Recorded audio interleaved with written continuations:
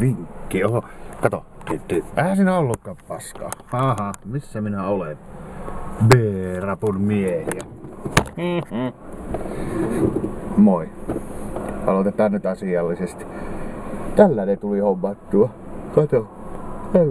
Et sä nää? Noniin. Siirryn nykyaikaan. En tiedä, täytyy tutkia. Ei se ollut silleen kallis. Mutta kaipa tuo nyt on ihan asiansa ajava. Kun edellinen oli tosiaan kämää.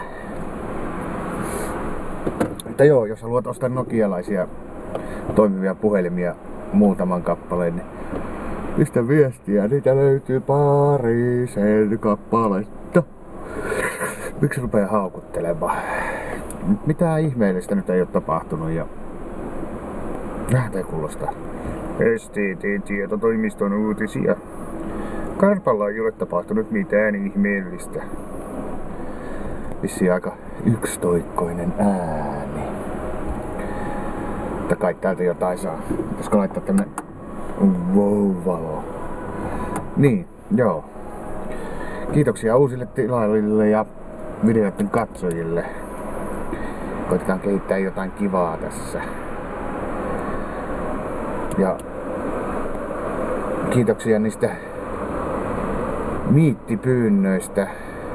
Kyllä mä johonkin ilmestyn vielä, mutta en osaa oikein sanoa mitään, kun tässä nyt on vähän asiat silleen vaiheessa, että sain justi työpaikan ja aloitan parin päivän päästä ja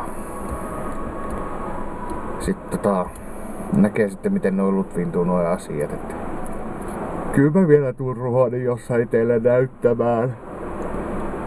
Uskokaa pois. Onko se sitten ilo silmille vai itku pitkästä ilosta? Mutta ei siinä mitään. Minä jatkan kohta tonne yllätys Lidliin ostamaan ruokaa itselle ja kissoille. Ja kai toi emäntäkin täytyy ruokkia siinä samalla. Niin. Mutta joo, palaamme taas astiaan. Jos sulla on jotain kysyttävää, niin kysy ihmeessä. Tai sitten mulle voi tulla kysyttävää, kun mä rupean tutkimaan ja yritän saada, että toimiiko se silleen hienosti. Mutta nyt näihin tällaisiin kuviin tältä B-rapusta parkkihallista. Hei hei!